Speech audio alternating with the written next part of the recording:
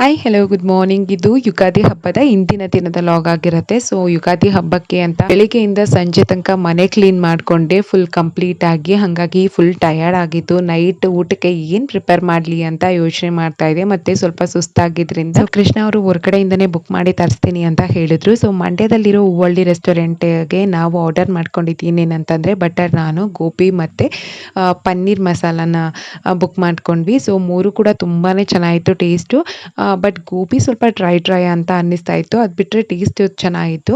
So ಊಟ ಎಲ್ಲ ಮುಗಿಸ್ಕೊಂಡ್ವಿ. ಮತ್ತು ನೆಕ್ಸ್ಟ್ ಡೇ ಯುಗಾದಿ ಹಬ್ಬ. ನಾವು ನೈಟ್ ಏನೇ ಕ್ಲೀನ್ ಮಾಡ್ಕೊಂಡ್ರು ಮನೇನ ಯುಗಾದಿ ಹಬ್ಬದ ದಿನ ಮತ್ತೆ ಇನ್ನೊಂದ್ಸರಿ ಕ್ಲೀನ್ ಮಾಡ್ಕೊಂಡು ಮಾಫ್ ಮಾಡ್ಕೊಂಡ್ರೇನೆ ನನಗೆ ಸಮಾಧಾನ. ಸೊ ಅಗೇನ್ ಮನೆಯೆಲ್ಲ ಕ್ಲೀನ್ ಮಾಡ್ಕೊಂಡು ಪೂಜೆ ಮುಗಿಸಿ ಅಡುಗೆಗೆ ಶುರು ಮಾಡಿದೆ. ಸೊ ಯುಗಾದಿ ಹಬ್ಬದಲ್ಲಿ ಯೂಶಲಿ ವಡೆ ಅಥವಾ ಒಬ್ಬಟ್ಟು ಮಾಡ್ತಾರೆ. ಬಟ್ ಸೊ ನನಗೆ ಒಬ್ಬಟ್ಟು ಮಾಡೋಕ್ಕೆ ಬರಲ್ಲ. ಮತ್ತು ವಡೆ ಮಾಡೋಣ ಅಂತಂದರೆ ನಂಗೆ ಅಷ್ಟೊಂದು ಇಷ್ಟ ಇಲ್ಲ ವಡೆ. ಹಾಗಾಗಿ ಫಸ್ಟ್ ಜಾಮೂನ ಪ್ರಿಪೇರ್ ಮಾಡಿಕೊಂಡೆ. ಜಾಮೂನು ಕೃಷ್ಣ ಮತ್ತು ಮೋನುಗೆ ತುಂಬಾ ಇಷ್ಟ. ಹಾಗಾಗಿ ಫಸ್ಟ್ ಅದನ್ನು ಪ್ರಿಪೇರ್ ಮಾಡ್ಕೊಬಿಟ್ಟೆ.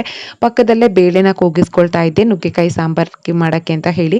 ಸೊ ಬೇಳೆ ಎಲ್ಲ ಬೆಂದಮೇಲೆ ನುಗ್ಗೆಕಾಯಿ ಸಾಂಬಾರನ್ನ ಇನ್ನೊಂದು ಕಡೆ ಪ್ರಿಪೇರ್ ಮಾಡಿಕೊಂಡೆ. ಈ ಕಡೆ ಜಾಮೂನ್ ಕೂಡ ರೆಡಿಯಾಗಿತ್ತು.